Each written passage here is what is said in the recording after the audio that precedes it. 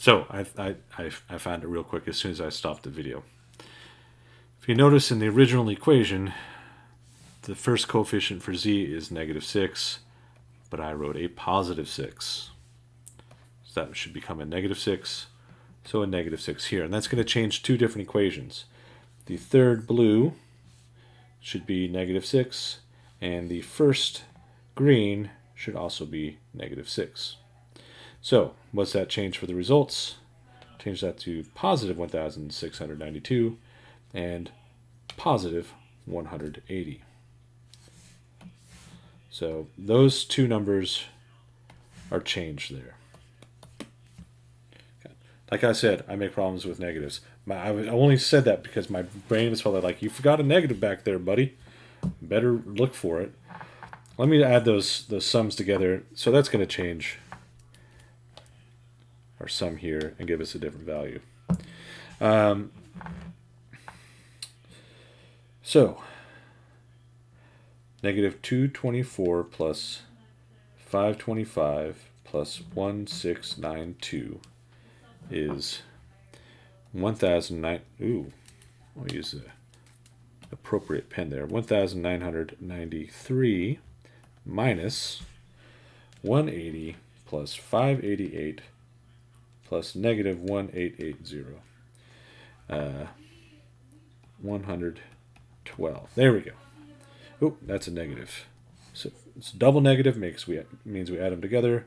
1993 plus 1112 is 3,105. Now I divide it by 621, and I get x equals 5. Ooh, dang. You can see how just one little minus sign can mess up the whole thing. Overall, the calculations of this are not particularly difficult. They're just time consuming in that if you have to do it all by hand, it kind of sucks, and it's very vulnerable to sign problems.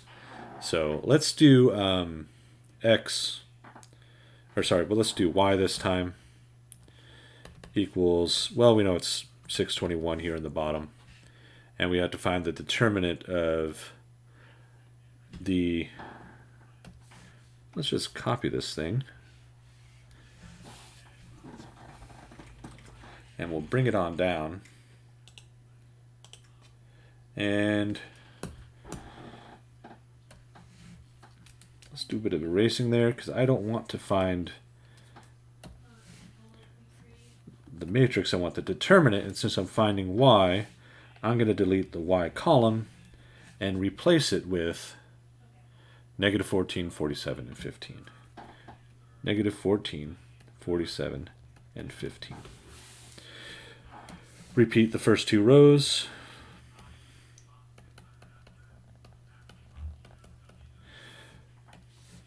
And we go through the same thing. Multiply those diagonals there. And we will multiply these diagonals here. You add those things together. This is where a lot of the tedious work from it comes. 4 times 47 times negative 8. Negative 14 times 7 times 7. And 6 times 3 times 15. And all of that added together. And we're going to do the same thing for 7, 47, and 6. 15, 7, and 4.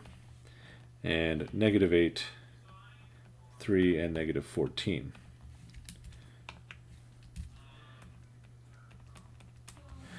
All right.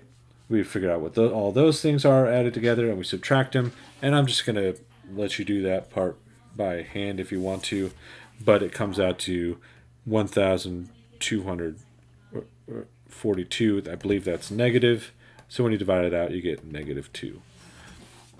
So if you're quick with plugging that in the calculator, you can see what it is. You can try it for the third one as well. Remember, you're going to be working with 4, 3, 7, negative 14, 47, 15. And what's the y coefficients? 5, 2, 6. And the 2 and 6 are negative. 5, negative 2, negative 6.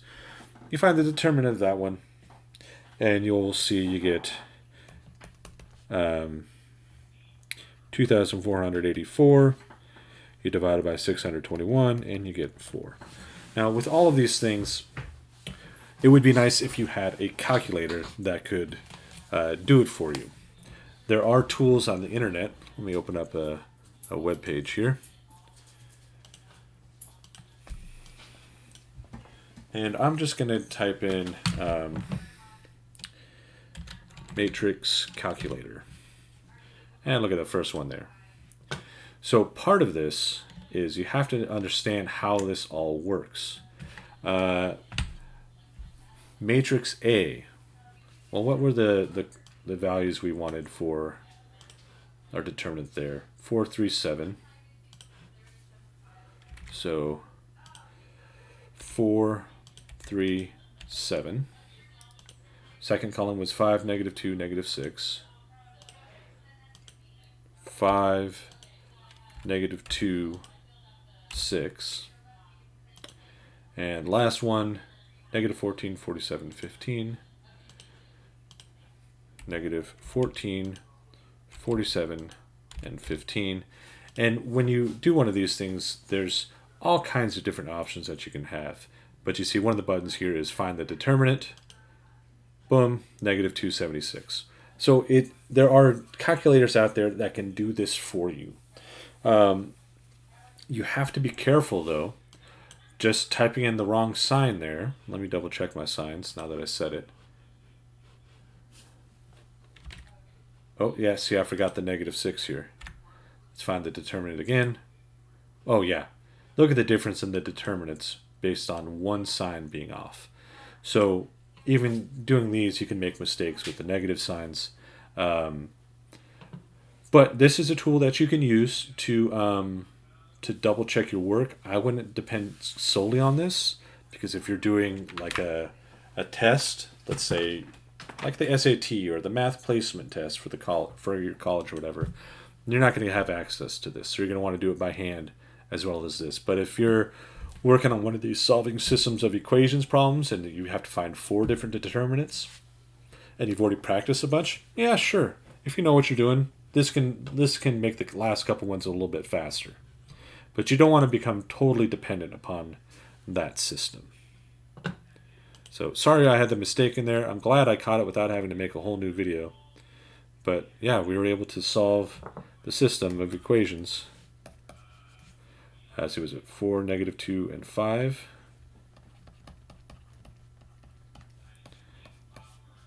Just by doing some matrices.